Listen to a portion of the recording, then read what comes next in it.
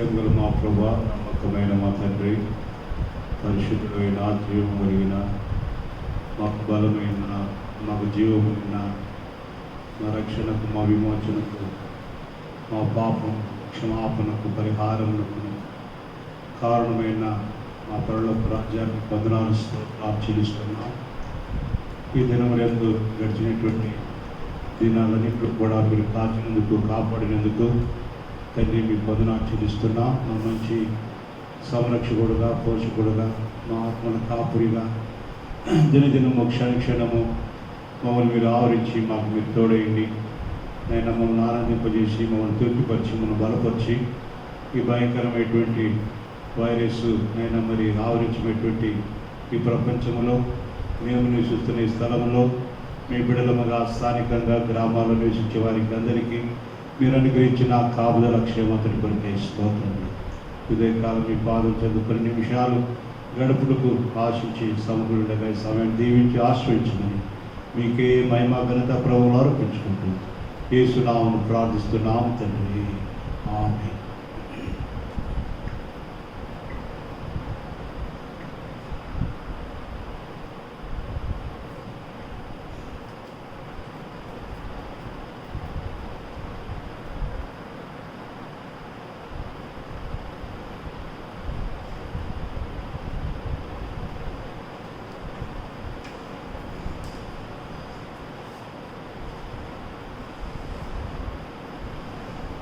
పాట సంఖ్య 130.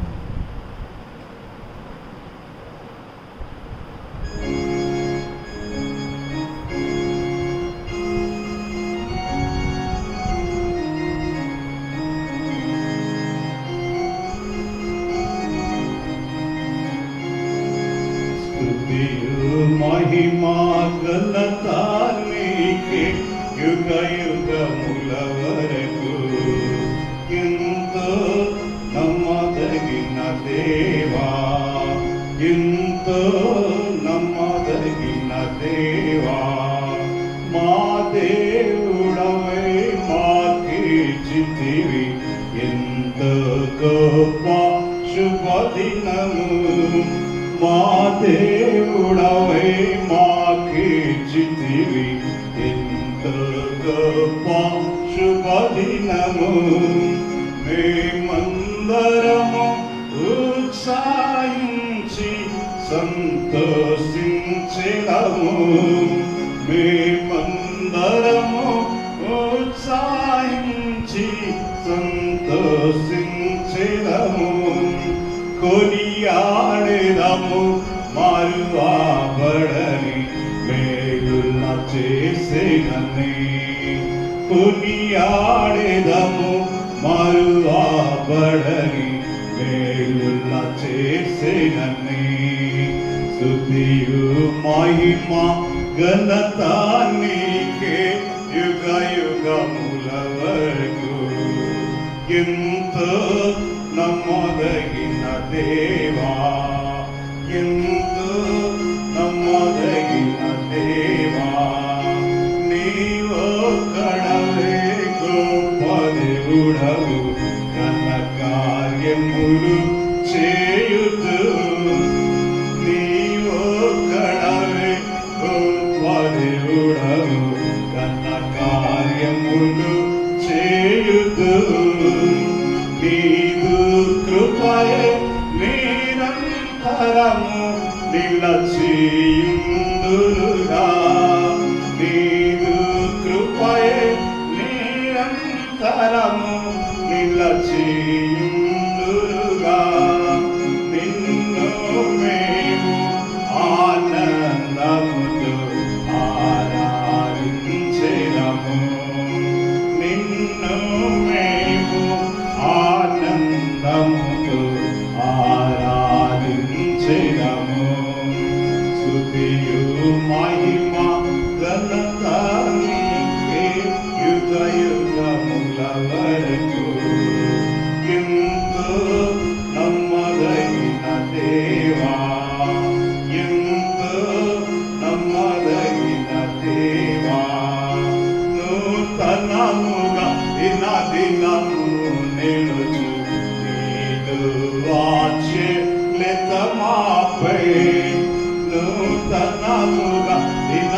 దినము నిలుచు నీదు వాచ్యలితమాపై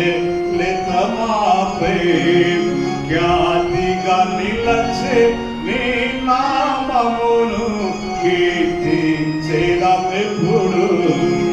ఖ్యాతిగా నిలచే నీ నామమును కీర్తించేదమెప్పుడు ప్రీతితో మా స్తుతులార్పించెదము దాక్షిణ్య ప్రభువా ప్రీతితో మా స్తుతులార్పించెదము దాక్షిణ్య ప్రభువా స్తుతియు మహిమ ఘనత నీకే యుగ యుగముల వరకు ఎంతో నమ్మదగిన దేవా ఎంతో నమ్మదగిన దేవా నీవే మాకు పరమ ప్రభుడవై నీ చిత్తము నెరవేర్చితివి నీవే మాకు పరమ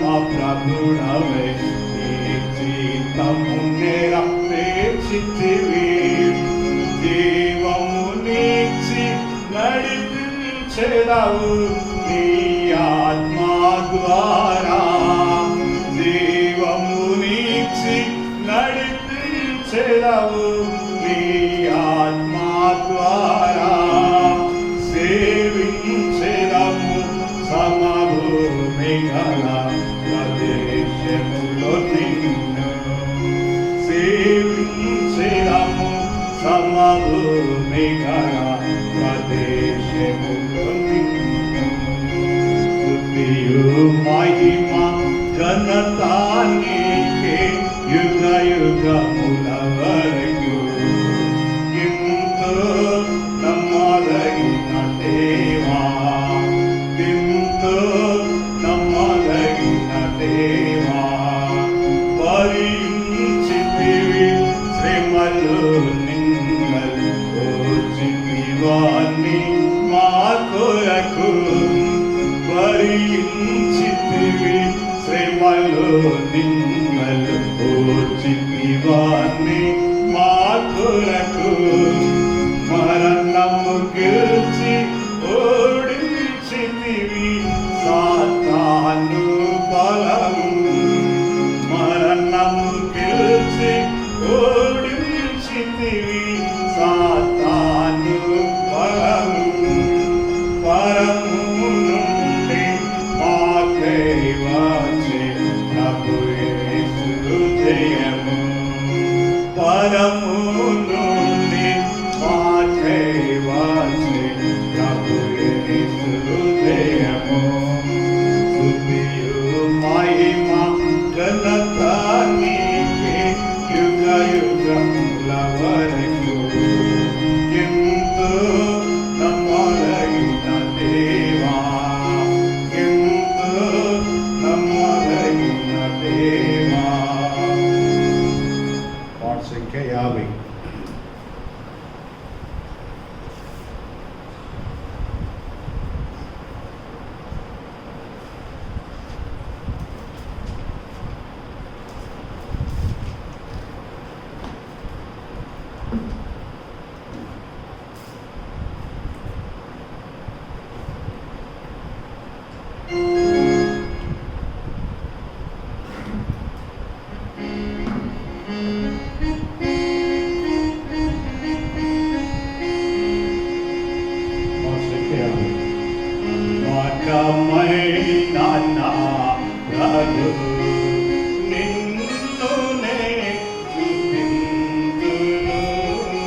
నిన్ను నేను స్తుతింతును నమ్మకమైన నా ప్రభు కరుణతోడ పిలిచియు స్థిరపరచి కాపాడిన స్థిరపరచి కాపాడిన కరుణతోడ స్థిరపరచి కాపాడిన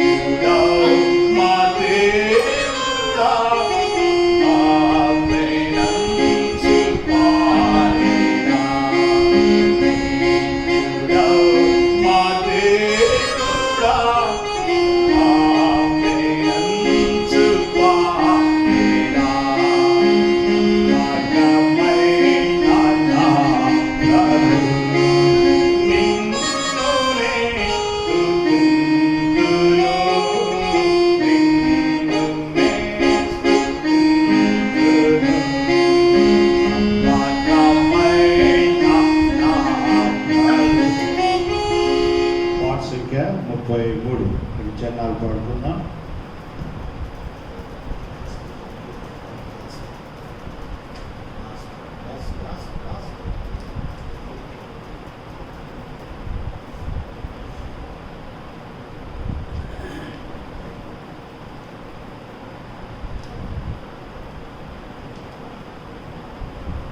సంఖ్య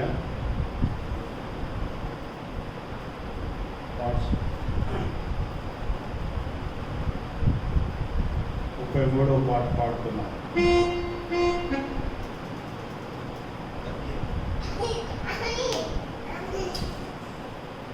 పాట సంఖ్య 33. ఓ యేసు నీ ప్రేమ ఎంతో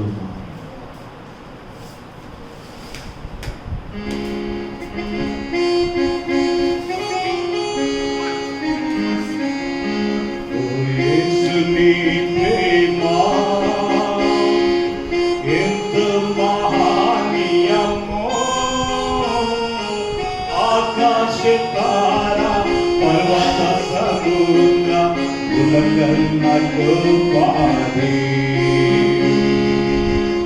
యేసుని ప్రేమ ఆగెమ్మె ఆనందమే హృదయము నిండేను ప్రభుని కార్యములు గంభీరమైనవి రాత్రి ఉదయ సాయంత్రములు స్తుతికి యోగ్యములు స్తుతికి యోగ్యములు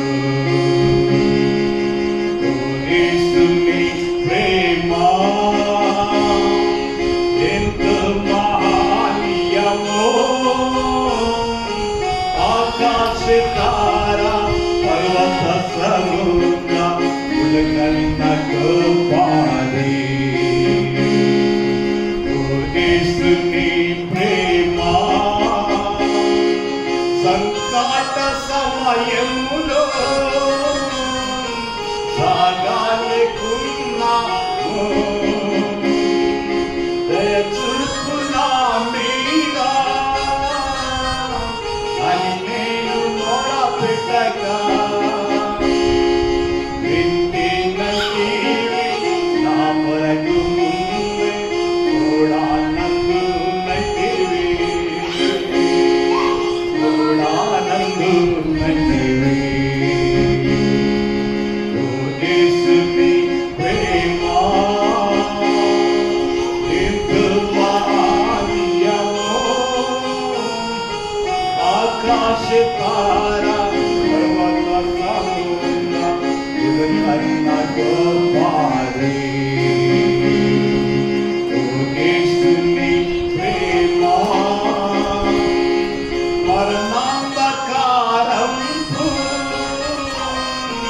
లోయాన్ని సంచరించిన నిరంతరమేసు నాదు కాపారియే కరమునిచి నన్ను కాయుచు నడుపు కరుణాకల ప్రభు కరుణాకల ప్రభు ఓ యేసుని ప్రేమ ఎంత మహనీయమో ఆకాశ తారా పర్వత సముద్ర ఉలకన్న గోపాది ఓ యేసుని ప్రేమ కొదువాలన్నీయున్నా భయపడను నేనెప్పుడు పచ్చిక బయలులో వారున్న చేయును భోజన చేదములతో తృప్తి పరచుచు నాతో నుండు నేసు నాతో నుండు నేసు ఓ యేసుని ప్రేమ ఎంతో మహనీయమో ఆకాశ తారా పర్వత సముద్ర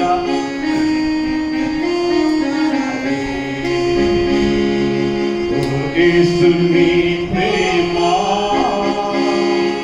దేవుని గృహములో సదా స్తుతించెదను సంపూర్ణ హృదయముతో సదా భజించెదను స్తుతి ప్రశంస నగుయేసు హల్లెలూయా ఆమేన్ హల్లెలూయా ఆమేన్ ఓ యేసుని ప్రేమ ఎంతో మహనీయమో ఆకాశ తారా పర్వత సముద్ర ఉలకన్న గోపాది ఓ యేసుని ప్రేమ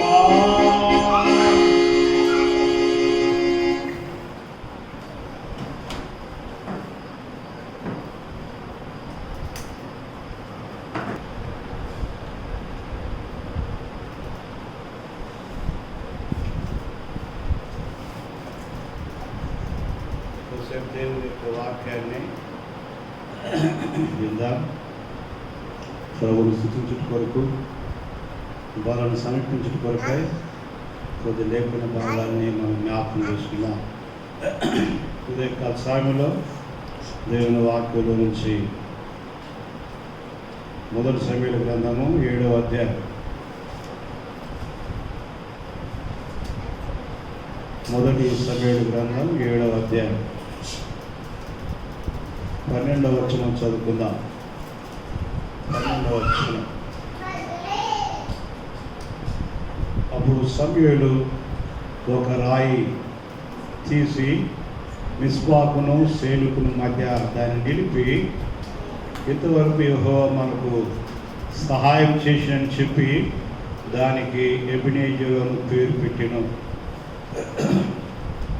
సమూయేలు ఒక రాయి తీసి మిస్పాకును సేనుకును మధ్య దాన్ని నిలిపి, ఇంతవరకు యెహోవా మనకు సహాయం చేసని చెప్పి ఎబెనెజరు అని పేరు పెట్టిన సందర్భం ఉదయకాలంలో జ్ఞాపకం చేసుకుంటున్నాం. ఇక్కడ మనకు రాయి కనబడతా ఉంది. ఈ రాయి యెషయా గ్రంథంలో రాయబడినట్లు ఇది పరిశోధించబడిన రాయి, అమూల్యమైనటువంటి రాయి. ఈ రాయి ఇశ్రాయేలు ప్రజల్ని బండగా వెంబడించినటువంటి రాయి. ఈ రాయే మరి ప్రభువైన యేసుక్రీస్తు వారికి సాదృశ్యంగా మనం చూడగలం. అందుకే దేవుని వాక్యంలో ఒక మాట మనం జ్ఞాపకం చేసుకుందాం. ఈ రాయిని గురించి ఏం రాయబడిందో పేతురు రాసిన పత్రిక పేతురు రాసిన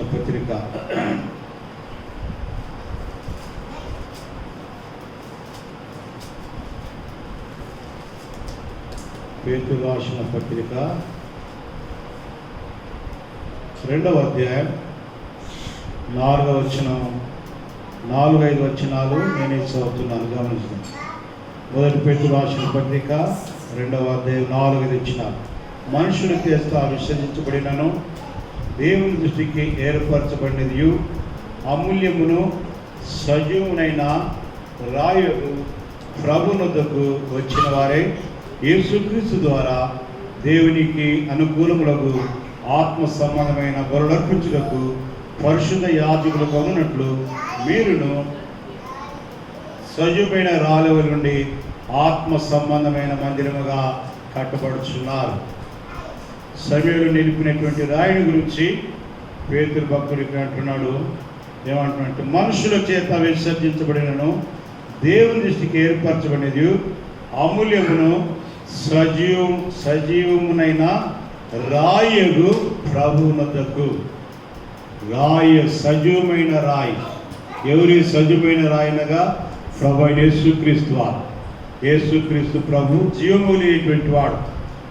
యేసు ప్రభు మానవులందరి పాప శాపల కొరకై చనిపోయి తిరిగి లేచినటువంటి దేవుడు. కాబట్టి మరి అమూల్యమైన సజీవమైన రాయినొద్దకు అని మనం చూస్తున్నాం. కాబట్టి మన ప్రభు సమూయేలు జీవితంలో రాయగు సజీవైన ప్రభువును ముందుగానే మరి తాను గుర్తెరిగి మరి ఆ రాయిని ప్రతిష్ఠించి దానికి 2వ భాగానికి వెళ్ళినట్లయితే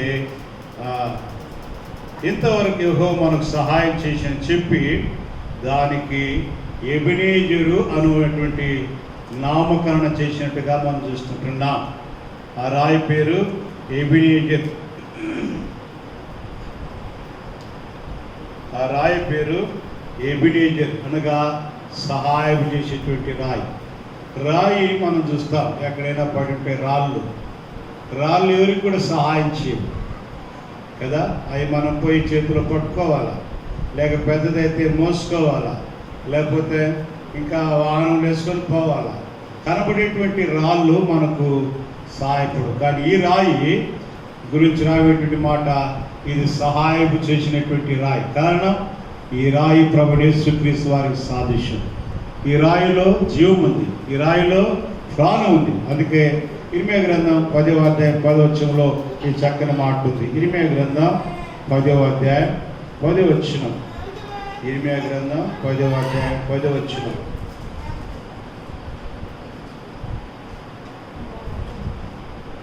యెహోవాయే నిజమైన దేవుడు, ఆయనే జీవము గల దేవుడు, సదాకాలము ఆయనే రాజు. ఆయన ఉగ్రతకు భూమి కల్పించును, జనములు ఆయన కోపమును సహింపలేవు. సరే, ఇక్కడ మనకు కావాల్సిన మాట, యెహోవాయే నిజమైన దేవుడు, ఆయనే జీవము కలిగినటువంటి దేవుడు, తర్వాత సదాకాలము ఆయనే రాజు. కాబట్టి 2 విధాలుగా మనం చదువుకున్న వాక్య భాగంలో ప్రభును స్తుతించుట కొరకై ప్రభుని గణపరచుకొని జ్ఞాపకం చేసుకుంటున్నాం. ఏమిటి 2 భాగాలంటే సమీలు అన్నట్టుగా ఇంతవరకు యెహోవా మనకు సహాయం చేసి అని చెప్పి దానికి ఎబినేజర్ అనేటువంటి పేరు పెట్టాడు. దేనికి పెట్టాడు? రాయి నింపి పెట్టాడు. ఎక్కడ పెట్టాడు ఆ రాయి? మరి మిస్పాకును సేనుకును మధ్య దాన్ని నిలిపి ఆ రాయికి ఎబినేజర్ అనేటువంటి పేరు పెట్టాడు. కాబట్టి ప్రభువు యేసుక్రీస్తు వారు సజీవుడైనటువంటి దేవుడు. కాబట్టి ఆయన పెట్టేటువంటి మనల్ని ఇంతవరకైనా నడిపిన దేవుడు, కాపాడిన దేవుడు, సంరక్షించిన దేవుడు, అన్ని పరిస్థితులందు తన మెండైన కృపతో కనికరిస్తూ వచ్చినటువంటి దేవుడు. సంఘము మరి మందిరంలో కూడుకోవడానికి అనుకూలత లేకపోయినటువంటి పరిస్థితులందు మరి ఎవరికి వారుగా ఈ దినాల్లో మరి కుటుంబాలే వారి ఇళ్ళే దేవునికి నివాసంగా ఆలయముగా మలుచుకొని ఈ మరి వైరస్ విజృంభించినటువంటి దినములందు మరి అందరికీ స్థానికంగా గ్రామాలు ఉండే వారికి అందరూ కూడా ప్రభువే తన సన్నిధిని విస్తరింపజేస్తూ మరి రీతిగా మనం కనికరిస్తూ మనల్ని, సంఘాన్ని, మరి స్థానికంగా ఉండేవారిని, గ్రామాలు ఉండేవారిని, ఎరిగిన వారిని, బయట ఉద్యోగరీతిగా ఉన్నటువంటి వారిని, దూర ప్రాంతాలందరినీ ప్రభు ఇంతవరకు బంధువుల్ని, స్నేహితులను, ఎరిగిన వారిని అందరూ కూడా సార్వత్రిక సంఘమంతా చేరినటువంటి సకల పరిశుద్ధుల విశ్వాసులు దేవుని అందరినీ ఎంతవరకు ఈ భయంకరమైనటువంటి మరి దినములందు ఈ యొక్క కరోనా వైరస్ ద్వారా కానీ ఇంకా ఏ ఇతరమైనటువంటి పరిస్థితుల ద్వారా ఎవరు మనం ఎరిగినంత వరకు ఏ విధమైనటువంటి అనారోగ్య పరిస్థితులు గురి కాక ఎంతవరకు ఆయన మనల్ని కాపాడాడు, సంరక్షించాడు, ఆయన కృపలో భద్రపరచు. అందుకే మనం సంతోషంగా ఆనందంగా సజీవులమై నిల్చున్నాం. అందుకే దేవుని వాక్యంలో కీర్తన గ్రంథం 5వ అధ్యాయం 11వ వచనంలో కీర్తనకారుడు ఈ రీతిగా సెలవిస్తున్నాడు. 5వ అధ్యాయం 11వ వచనం, నిన్ను ఆశ్రయించు వారందరూ సంతోషించుదురు, నీవే వారిని కాపాడుదు గనుక వారు నిత్యము ఆనందధ్వని చేదురు. మనం సజీవులంగా, క్షేమంగా, సంతోషంగా, ఆనందంగా సాగలుగుతున్నాం యాత్రా జీవితంలో. అంటే మనల్ని మనమే కాపాడుకోవడం లేదు. మనల్ని మనం కాపాడుకోలేం, ఎవరిని కాపాడలేం, ఎవరిని రక్షించలేం. కాపాడే బాధ్యత అది దేవునిదై ఉన్నది. అందుకే అక్కడ చక్కని మాట, నీవే వారిని కాపాడుదు గనుక వారు నిత్యము ఆనందధ్వని చేదు. కాబట్టి కాలంలో ఈ మొదటి భాగంలో ప్రభు మనల్ని ఇంతవరకు అన్ని పరిస్థితులందు సంరక్షించాడు, కనికరించాడు, కాపాడాడు. 103వ కీర్తన దావీదు చెప్పినట్టుగా ఆయన చేసిన ఉపకారాలని, ఆయన చేసిన మేలులని జ్ఞాపకం చేసుకొని మనసారా స్తుతించుట, గణపరచుట ఎంతో అవసరం. రెండవదిగా మనం గమనించినట్లయితే దేవుని బిడ్డలంగా మనల్ని మనం పరీక్షించుకోవడానికి, మనల్ని మనం మరి సవరించుకోవడానికి, మన బలహీనతలేందో, లోటులేందో గుర్తిరగడానికి రెండవ భాగానికి వెళితే ఈ దినాలందు ఈ భయంకరమైనటువంటి వైరస్ పరిస్థితులు చూస్తున్నాం. దీనికి కారణం ఏమైనది అని మనం జ్ఞాపకం చేసుకుంటే ఇందులో 2 విషయాలు మనకు కనబడతాయి. ఏమిటి 2 విషయాలంటే, ఒకటి లోకం యొక్క మరి పాపము, దోషము, చెడుగు, వీటన్నిటి ద్వారా మరి ఈ ఉగ్రతకు కారణము కాగా, ఇందులో మరి ముఖ్యంగా పరీక్షించుకోవాల్సినటువంటి పరిస్థితి ఏంటంటే, దేవుని ప్రజలంగా మన దోషాలు ఉంటుండే. అది ఎవరు కూడా కాదని చెప్పలేము. ఎందుకు ఈ పరిస్థితులు వాటిల్ని, ఎందుకు ఈ పరిస్థితులు వచ్చాయి అంటే, యోనా ఒక మాట అంటాడు, నన్ను బట్టియే అంటాడు. ఆ సముద్రంలో కల్లోలము, ఆ గలిబిలి, ఆ ఓడలో ఉన్నటువంటి వారు ఆ కలవరానికి గురి కావడానికి అతన్ని ప్రశ్నించినప్పుడు అంటున్నాడు, ఇదంతా కూడా నా వల్లనే అంటాడు, నన్ను బట్టి అంటాడు. నెహెమ్యా కూడా మొదటి అధ్యాయం రాస్తూ అంటాడు, అందరి పాపాలు ఒప్పుకుంటూ నేను నా తండ్రి ఇంటి వారమును పాపము చేసిన వారం అంటాడు. దేవుని బిడ్డలంగా వారు ఒకరు చెడు చేయకపోవచ్చు, ఒకరు ఇంకేదో దూరమైనటువంటి పరిస్థితుల్లో గురి కాకుండా ఉండొచ్చు. కానీ చిన్న చిన్న విషయాలు, ఒకరు ప్రేమించకపోవడమే పాపం, ప్రార్థన చేయకపోవడమే పాపం, ఇతరులకి మేలైంది చేయక ఎరిగి కూడా చేయకపోవడం పాపం. ఇట్లా మనం జ్ఞాపకం చేసుకుంటే ఎన్నో దేవుని ఎదుట దోషులమై మనం ఉన్నటువంటిది మార్చిపోకూడదు. అందుకే దేవుని వాక్యంలో ఈ వైరస్ యొక్క కారణాలు దేని బట్టి వచ్చాయి, దేవుని వాక్యం కొన్ని చూసుకుందాం. ఆమోసు గ్రంథం 8వ అధ్యాయం. 8వ అధ్యాయంలో కొన్ని నేను మీకు జ్ఞాపకం చేస్తున్నా. మొదటి నుంచి 14 వరకు మీరు ఇంట్లో తర్వాత క్షుణ్ణంగా అధ్యయనం చేయండి. దీంతో కూడా అనేక భాగాలు మనం చూడగలం. 8వ అధ్యాయంలో ఈనాడు ఉన్నటువంటి పరిస్థితి 3వ వచనం. ప్రభువైన యెహోవా సెలవిచ్చింది ఏమనగా, మందిరములో వారు పాటలు ఆ దినమున ప్రలాపములగును. ఇది మొదటి భాగం. మందిరాలు ఈ దినాల్లో అందరూ కూడుకొని పాడుకోవడానికి అనుకూలత లేదు. రెండవది గమనిస్తాం, శవములు లెక్కకు ఎక్కువగును. ఈనాడు లెక్కలేని శవాలు మనం చూస్తున్నాం. అనేకులు వైరస్ ద్వారా మరణిస్తున్నారు. దేవుని వాక్యంలో ముందుగా రాయబడింది. అనేకులు దిక్కులేని చావు అనుభవిస్తున్నారు. ఉదాహరణగా నెల్లూరులో ఆర్థోపెడిక్ డాక్టరు భార్య బిడ్డలు కానీ ఎవరు కానీ బంధువులు కానీ చూడలేటువంటి పరిస్థితి, అంత్యక్రియలకు హాజరు కాలేటువంటి పరిస్థితి. ఎన్ని పరిస్థితులు అక్కడ గురి మెడ్రాస్ పట్టణంలో మనకు తెలుసు. కానీ ఏదేమైనప్పటికీ ఇక్కడ అంటాడు మూడో మాట ఏమంటాడంటే, శవములు లెక్కకు ఎక్కువగును, ప్రతి స్థలమందును అవి పారవేయబడును, ఊరుకుండడి. శవాలు ఎక్కడ పెట్టినా పారవేస్తూ ఉంటారు. నాణ్యవులు రాలేకున్న పరిస్థితి, సమీపించేటువంటి పరిస్థితి. ఇంకేం కనబడుతుంది మనకి? దేవుని వాక్యాన్ని మనం గమనిస్తే 9వ వచనం. ప్రభువైన యెహోవా సెలవిచ్చింది ఏమనగా, ఆ దినము నేను మధ్యాహ్న కాలమందు సూర్యుని అస్తయింపజేయుదును, పగటి వేళన భూమికి చీకటి కమ్మజేయుదును. 10వ వచనం. మీ పండుగ దినములను దుఃఖ దినములుగాను, మీ పాటలను ప్రలాపముగాను మార్చుదును. అందరినీ మొలల మీద గోనెపట్ట కట్టుకుని చేయుదును, అందరి తలలు బోడి చేసేదును.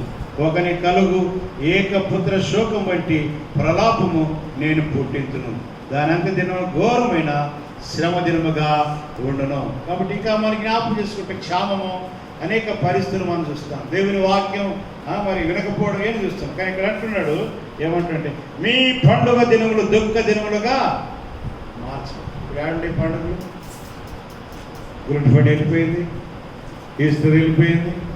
ఇంకా రాబోయేటువంటి వార్షిక లేవు కూడా 100-200 మంది 300 మంది కూడుకొని చేసుకునేటువంటి పరిస్థితులు దాదాపుగా కనుమరుగైనటువంటి పరిస్థితులు చూస్తాం. కాబట్టి ముందుగానే దేవుడు తన ప్రవక్తల ద్వారా ఈ దినాలందు, ఈ దుష్ట కాలంలో చివరి దినాల్లో ఏమి సంభవించినాయో ముందుగానే దేవుడు రాసిపెట్టాడు. అయితే మన పితృల కాలంలో ఇలాంటి తెగుళ్ళు, ఇలాంటి పరిస్థితులు వచ్చినప్పుడు ఏం చేశారనేటువంటిది చాలా అవసరం. ఊరికే ప్రార్థనలు, ఉపవాస ప్రార్థనలు, రకరకాలుగా చైన్ ప్రేయర్స్, ఊరికే నామకార్థమైనటువంటి బ్రతుకుల ద్వారా దేవుని సన్నిధిలో మరి కాలం గడుపుకుంటా పోతే కాదు కదా. ఈ వైరస్ దూరపరచబడాలంటే, తెగులు ఆగిపోవాలంటే మన పితరులు ఏం చేశారంటే, సొలొమోను తన జీవితంలో జ్ఞాపకం చేసుకుంటే మరి 2వ సమూయేలు గ్రంథంలో తాను దేవుని సన్నిధానంలో మందిరం ప్రతిష్ఠించేటప్పుడే ప్రార్థన చేశాడు. ఎవరైనా ఈ మందిరం వైపు నుంచి ప్రార్థన చేసినప్పుడు కరువే కానీ, రోగమే కానీ, తెగులే కానీ వచ్చినప్పుడు ఏం చేయాలన్నాడు, వారి పాపములు ఒప్పుకొని విడిచిపెట్టడం ద్వారా ఆకాశముందు నీవు విని ఏం చేయాలంట, మరి స్వస్థపరచాల, దూరపరచాల అని సెలవించాడు. అందుకే దేవుని వాక్యంలో ఒకటి మనకి జ్ఞాపకం చేసుకుందాం. 2వ సమూయేలు గ్రంథం 24వ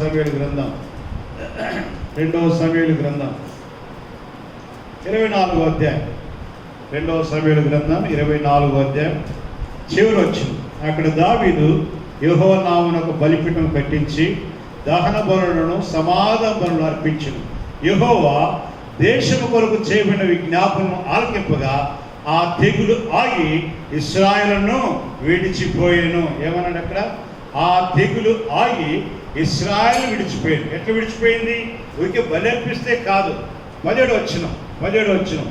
దావీదు జనులను నాశనం చేసిన దూతను కనుగొని యెహోవాని ఇలాగూ చిత్తగించుము, పాపము చేసిన వాడను నేను. అప్పుడు దావీదు తన జీవితంలో తెగులు ఆగిపోవడానికి ఏం చేశాడు? ఒప్పుకున్నాడు. పాపం చేసిన వాడు నేను, తప్పిదం చేసినటువంటి వాడిని నేను ఒప్పుకున్నాడు. అప్పుడు ఏం జరిగింది? 16వ వచనం. అయితే దూత యెరూషలేము పైన హస్తం చాపి నాశనం చేయబోయినప్పుడు యెహోవా ఆ కీడును గురించి సంతాపం పొంది, అంతే చాలును, నీ చెయ్యి తీయమని జనులను నాశనం చేయు దూతకు ఆజ్ఞాపించెను. తెగులు ఆగిపోవాలంటే, పరిస్థితులు చక్కపరచబడాలంటే దావీదు వలె ఇక్కడ మనం చూడాలని లేఖన భాగాలు ఉన్నాయి, కానీ ఒకటి మీకు ఉదాహరణ జ్ఞాపకం చేస్తున్నాం. తెగులు ఆగిపోవాలంటే, పరిస్థితులు చక్కపరచబడాలంటే మన పొరపాట్లు ఏందో మనం గ్రహించాలి, మన స్థితిగతులు ఏందో గ్రహించాలి, దేవుని ఎదుట ఒప్పుకోవాలి, చక్కపరచుకోవాలి, సరి చేసుకోవాలి. యోనా అన్నట్టు నన్ను బట్టి ఈ పరిస్థితి అన్నట్టుగా ఒప్పుకోవాలి. ఒప్పుకుంటే దేవుడు కనికరిస్తాడు. సామెత 28:13 అంటాడు, అతిక్రమను దాచిపెట్టువాడు వర్ధిల్లడు, వాటిని ఒప్పుకొని విడిచిపెట్టువాడు కనికరం పొందు. 2 మాటలు చెప్పి ముగింపులోనికి వెళ్దాం. ఈ దినాల్లో మనం చూస్తున్నాం, ప్రాణమును ఆత్మను చంపగలిగినటువంటి దేవునికి భయపడలే మనుషులు అంటే లోకస్తులుగా, దేవుని ప్రజలు, దేవుని ఎరిగినటువంటి వారు మరి దేనికి భయపడుతున్నారు? గవర్నమెంట్ ద్వారా, కేంద్రం ద్వారా, రాష్ట్రం ద్వారా ఈ కరోనా వైరస్ గురించి ఇండ్లలో ఉండమంటే ఇంట్లోనే ఉంటున్నారు, బయట నుంచి వచ్చి చేతులు కడుక్కోమంటే చేతులు కడుక్కుంటారు, ముఖాలు కడుక్కుంటున్నారు.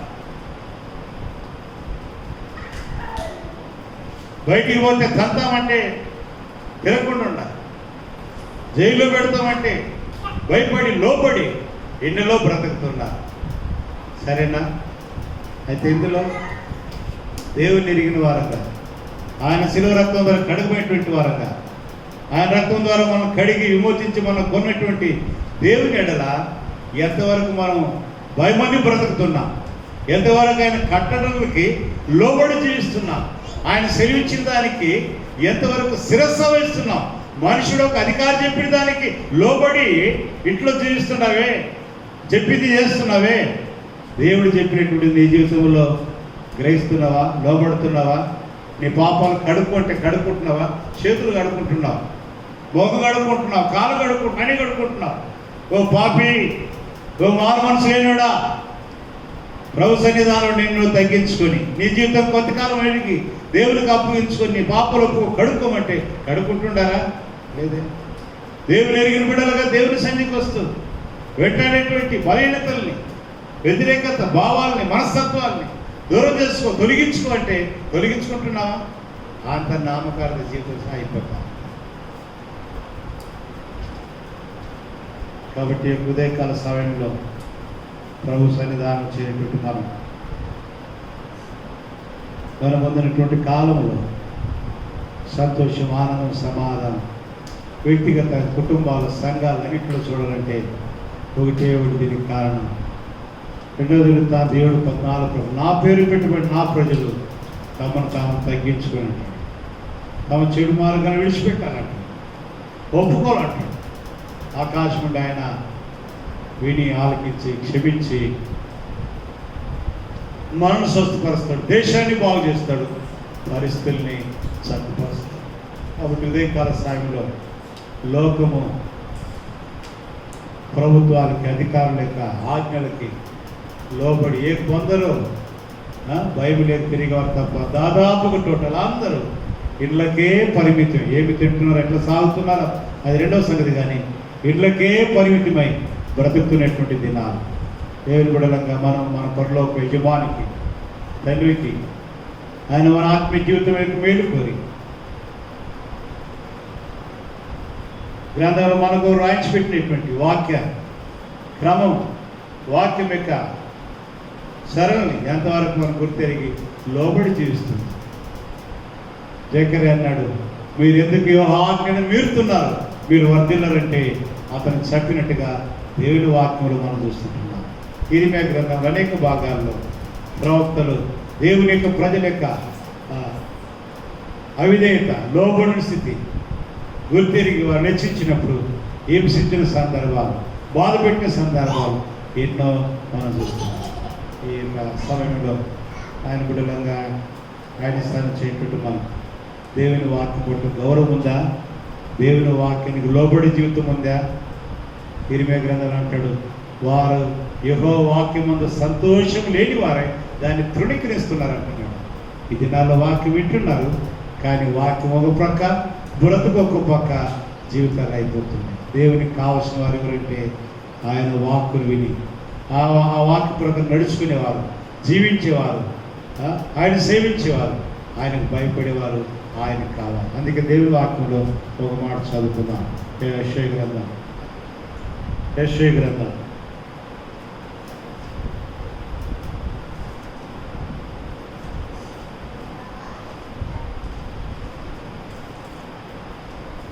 61వ అధ్యాయం మొదటి వచనం. ప్రభు యెహోవా ఆత్మ నా మీదకి వచ్చినది, దీనులకు సువార్తమానం ప్రకటించుటకు యెహోవా నన్ను అభిషేకించును, నలిగిన హృదయం గల వారిని దృఢపరచుటకును, చెరలో ఉన్న వారికి విడుదలను, బంధించబడిన వారికి విముక్తి ప్రకటించుటకు, యెహోవా ఇచ్చవచ్చును మన దేవుని ప్రతిదండన దినమును ప్రకటించుటకు, దుఃఖాక్రాంతి ఓదార్చుటకు అంటాడు.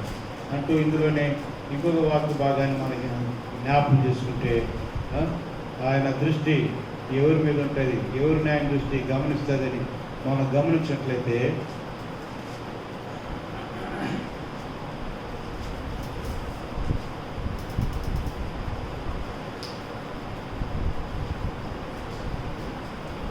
అరవై 66వ అధ్యాయం 2వ వచనం. అవన్నీ నా హస్తకృత్యములు, అవి నా వలన కలిగినవని యెహోవా సెలవిచ్చున్నాడు. ఎవడు దీనుడై నలిగిన హృదయం గలవాడై నా మాట విని వణకుచుండునో వానిని నేను దృష్టిస్తా. ఎవడు దీనుడై నలిగిన హృదయం గలవాడై నా మాట విని వణకుచుండునో వారిని నేను దృష్టిస్తాను. నిన్న దినాన సాయంత్రం ఒక సహోదరుడితో మాట్లాడుతా ఇట్లన్నా, వాళ్ళు పలానోరు సాయం చేయొచ్చు కదా, ఇట్లా పోవచ్చు కదా, ఇట్లంటే వాళ్ళకుండే స్టేటస్లు వాళ్ళకుండాయి, వాళ్ళకుండేటువంటి పరిస్థితులు వాళ్ళకు ఉన్నాయి అన్నాడు. అప్పుడు నేను వారిని కలెక్టర్లా, వారేమన్నా మంత్రులా, కలెక్టర్ అయినా మంత్రి అయినా ఎవరైనా దేవుని సన్నిధానంలో దేవుని ఎదుట ఎట్టుండాలా, వినయ విధేయతలతో సేవించాలా. హెబ్రోన్లో మనం చూస్తాం, ఆ హెబ్రోన్లో భక్సింగ్ గారు ఉన్న దినాల్లో అక్కడ వంట చేసే శాలలైనా సరే, వంట వడ్డించే దాంట్లో అయినా సరే, చెప్పులు స్టాండ్లో అయినా సరే ఎవరుంటారంటే అనేక హయ్యర్ అఫీషియల్స్ ఉంటారు. నేను ఎరుగుదును, సెక్రటరీలో సీనియర్ పదవిలో ఉన్నాడు ఆయన, మరి బంధువు కూడా అవుతాడు. ఆయన ఎక్కడుండేవాడంటే పైజామా కట్టుకొని వంట రూములో డేక్షాలు, అన్నం డేక్షాలు గంజి వచ్చే దాంట్లో వాటిలో వీటిలో తోడ్పడేటువంటి వారు. అదే సెక్రటరీ ఇంకొక ఆయన ఉండేటువంటి ఆయన అన్నం బుట్టలు మోసేటువంటి వాడు. కలెక్టర్ అయినా ఎవరైనా సరే దేవునింట్లో సాపలేసేటువంటి వారు, పనులు చేసేటువంటి వారు. ఈ దినాల్లో సంఘాలు దేవుని దాసేటువంటి వారు స్టాటస్లను మెయింటైన్ చేస్తా వాళ్ళని ఏ స్థానంలో ఉంచాలో ఆ స్థానంలో ఉంచి వాళ్ళని ఆత్మీయంగా ఏం చేస్తున్నారు, ఎంతో మరి దేవునికి ఎటు అనుకూలం కాని పరిస్థితి చేస్తారు. రాత్రి విన్నా ఫలానూరు పోవచ్చు, వారు ఒక స్టాటస్లో మెయింటైన్ చేస్తారు. ఎవరు కావాలని స్టాటస్? దేవుని సరైన వచ్చేవాడు అయితే, దేవుని ఎరిగినటువంటి వాడు అయితే, దేవుని ప్రేమించేవాడు అయితే, ఏ పనైనా ఏ అవసరమైనా నీవే స్థితిలో ఉన్నా దేవుని దాసులు చెప్పినప్పుడు కానీ, దేవుని అవసరాలు కానీ, పనుల్లో కానీ ఎక్కడ పోమంటే అక్కడ పోవాలి, ఏం చేయాలంటే అది చేసేటువంటి స్థితిలో ఉండాలి. అదే దేవుడు మెచ్చేటువంటి జీవితం. ధర్మశాస్త్ర కాలంలో సేవకుడు మాట వినకపోతే చాలా ప్రతిదండన, కానీ ఇప్పుడు ధర్మశాస్త్ర కాలంలో మనం లేము. క్రీస్తు మనసు కలిగిన వారంగా ఫిలిప్పీ రాసిన పత్రిక 2వ అధ్యాయం 5-6 వచనాల ప్రకారంగా ఆయన ప్రేమించే మన జీవితంలో ఆయన స్వభావం, ఆయన గుణము, ఆయన మనసును మనం కలిగిన వారంగా. ఎందుకు చెప్పానంటే ఇక్కడ చక్కని మాట ఉంది, ఎవడు దీనుడై విరిగి నలిగిన అంటాడు కదా. 66వ అధ్యాయం 2వ వచనం చివరి వచనాలు. ఎవడు దీనుడై నలిగిన హృదయం గలవాడై నా మాట విని మనకు చూడను వానిని నేను దృష్టిస్తాను. ఎవరైనా కావచ్చు, అందరూ దేవుని సమానం. స్థితిగతులు ఎంతవరకు? ప్రాణం పోతే ఒక క్షణంలో అన్నీ కూడా వదులుకోపోవాలి. కాబట్టి స్థితిని బట్టి కాదు జీవితం సాగి విశ్వాస జీవితం అందరికీ అనుకూలంగా, అందరికీ తగిన వారంగా, అందరికీ అందుబాటులో ప్రేమ అభిమానులు పొందుకుంటా ఈ జీవిత యాత్రలో ప్రభువును మహిమపరుస్తూ మనం సాగవలసిన వారు ఉన్నాం. కాబట్టి ఈ సమయంలో ప్రభును స్తుతించవలసిన వారు ఉన్నాం, ప్రభును గణపరచవలసిన వారు ఉన్నాం. అదే సమయంలో మన జీవితంలో ప్రభువుకి ఎంతగా లోబడుతున్నామా, భయమందు జీవిస్తున్నామా, భయమందు బ్రతుకుతున్నామా గ్రహించాలి. పౌలు కొరింథీ పత్రిక రాస్తుంటాడు, మేము దేవుని భయం నెరిగి అంటాడు కొందరు. కాబట్టి ఈ సమయంలో ఆయన బిడ్డలు, ఆయన ప్రజలుగా మనం పరీక్షించుకుంటూ ఈ పరిస్థితిని చక్కపట్టుకుంటాను. ఈ పరిస్థితిని సరిచేయబడి మన ముందున దినాల నెమ్మది, సమాధానం, సంతోషం తిరిగి మందిరంలో దేవుడు అందరం కలుసుకొని ఆయన సేవించినట్లుగా నీకును దేవునికి, నాకును దేవునికి, కూడిన మనకు దేవునికి, కుటుంబాల్లో వ్యక్తిగత ఎవరికి ఏ విధమైనటువంటి సరి చేసుకోవాల్సిన పరిస్థితులు ఉన్నాయో సరి చేసుకోవాలి, క్రమపరచుకోవాలా, దిద్దుకోవాలా, ప్రవృత్తంలో కడుగోడాలి. అప్పుడే దేశంలో, కుటుంబాల్లో, వ్యక్తి అన్నింటిలో నెమ్మది, క్షేమాన్ని పొందుతాం. 91 రాయబడినట్లు ప్రతి కీడు నుంచి కాపాడబడతాం. ప్రార్థన చేసుకుంటాం.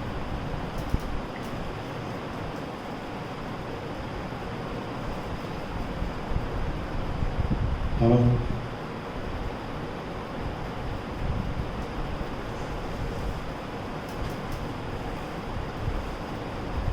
ప్రార్థన. ప్రేమగల మా ప్రభువా, నమ్మకమైన మా తండ్రి, మమ్మల్ని ఎంతగానో ప్రేమించిన మా రాజా, మీకు వందనాలు, స్తోత్రాలు చెల్లిస్తున్నాను. ఇంతవరకు మా జీవితాన్ని మీరు ప్రేమించిన దేవుడు, కాపాడిన దేవుడు, అన్ని పరిస్థితులందు నమ్మకమైన దేవుడుగా మేము అపనమ్మకమైనప్పటికీ మీ యొక్క నమ్మకత్వాన్ని, మీ విశ్వాసాన్ని మా జీవితంలో మీరు ఎంతగానో మా తండ్రి బయలుపరుచుకుంటూ మమ్మల్ని ఎంతవరకు మీ గొప్ప కృపలో భద్రపరిచి కాపాడేందుకు మిమ్మల్ని స్తుతిస్తున్నాం, మిమ్మల్ని కనపరుస్తున్నాం. ఈ సాయంలో స్థానికంగా మరి ప్రభా, మరి గృహాల్లో మీ సన్నిధానం కలిగిన బిడ్డలందరూ బట్టి మీకు వందనాలు. అట్లే గ్రామాల్లో ఎక్కడెక్కడ మరి సంఘానికి వచ్చేవారు మీ సన్నిధి కలిగి ఉండగా వారిని బట్టి మేము స్తుతిస్తున్నాం. అవును, పలువారు బిడ్డలందరి కొరకై మీకు వందనాలు చెల్లిస్తున్నాం. ఈ భయంకరమైనటువంటి దుష్ట కాలంలో ఓ ప్రభావ, ఎంతైనా ప్రతి బిడ్డ తమను తాము నూతనపరచుకొని, పరిశుద్ధపరచుకొని మీ కొరకు అర్హమైన పాత్రలుగా, సాధనములుగా ప్రతి బిడ్డ ఆత్మీయంగా నూతనపరచుకొని బలపరుచున్నట్లు మీ కృప కుమర్చమని ప్రార్థిస్తున్నాం. సహాయం చేయండి. ఆనాడు ఓ ప్రభు సమయుడు రాయి నింపి కలిగినటువంటి విజయాన్ని బట్టి ఓ తండ్రి, ఓ ప్రభు మిస్బాకులు, సేనుకుల మధ్య ఆ రాయి నింపి దానికి ఎవిడేజ్ అనేటువంటి పేరు పెట్టిన విధముగా మీరు వట్టి రాయి కాదునైనా, మీరు ఓ ప్రభా మరి అమూల్యమైన రాయి, మీరు జీవమైనటువంటి రాయి ప్రభువునైనా మీకు వందనాలు, స్తోత్రాలు చెల్లిస్తున్నాం. మమ్మల్ని కూడా సజీవ రాయిలో ఉండడానికి ఏర్పరచుకున్న దేవుడు, కనికరించిన దేవుడు తండ్రి మేము స్తుతిస్తున్నాం. ఈ యొక్క నేను మా తండ్రి ఓ ప్రభా దినములందు ఓ ప్రభా మరి నమ్మదగిన దేవుడుగా ఓ ప్రభా దినదినము గడిచిన దినాలు ఇంతవరకు కనికరించారు, కాపాడారు, కృపను భద్రపరిచారు. స్థానికంగాను, సంఘంగాను, కుటుంబంగాను, వ్యక్తిగతంగాను ఎవరికి ఏ విధమైనటువంటి ఈ వైరస్ మరి కలిగినటువంటి పరిస్థితులు ఎందుకు జీవిస్తున్న, సాగుతున్న ప్రతి బిడ్డను మీరు నమ్మదగిన దేవుడు ఉండి అన్నిటి నుంచి కాపాడుతూ కనికరిస్తున్న మీ కృప అంతటి కొరకై మీకు స్తోత్రం చెల్లిస్తుంటున్నా.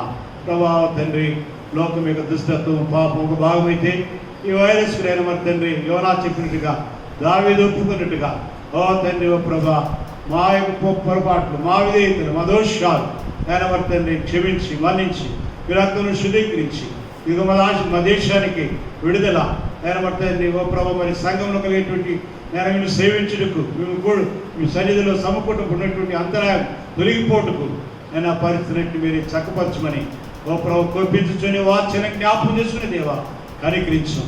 చాపినటువంటి చేయి ఆనాడు దుద్దుతో చెప్పినట్టు చాలన్నట్టుగా దేశం మీద ఆవరించేటువంటి ఈ కరోనా వైరస్, ఈ యొక్క ఆవరించేటువంటి ఈ యొక్క కీడులు, తెగుళ్ళు ఆపుచేయనట్లు మీ హస్తం మీరు చాపండి, మీరే ఆజ్ఞాపించండి.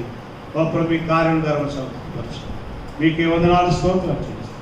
ఇంతవరకు చూపిన మీ కృపను బట్టి మేము స్తుతిస్తూ, మీరు గనపరుస్తూ ఓ ప్రభు ఈ జీవితంలో ఇంతవరకు అన్ని పరిస్థితులు చాలివాడదు, నమ్మదగిన వాడదు ఉన్నందుకు మా హృదయపూర్వకమైన స్తుతి, ఆరాధన మీకే సమర్పిస్తూ చేసిన మేలన్నింటి బట్టి ఏమిచ్చి మీరు తీర్చుకోవాలి లేని వారమే మా స్తుతి, ఆరాధన మా ప్రభువును రక్షకుడు యేసు నామములో మీకే సమర్పిస్తున్నాం తండ్రి. ఆమేన్. సమీపిస్తాం.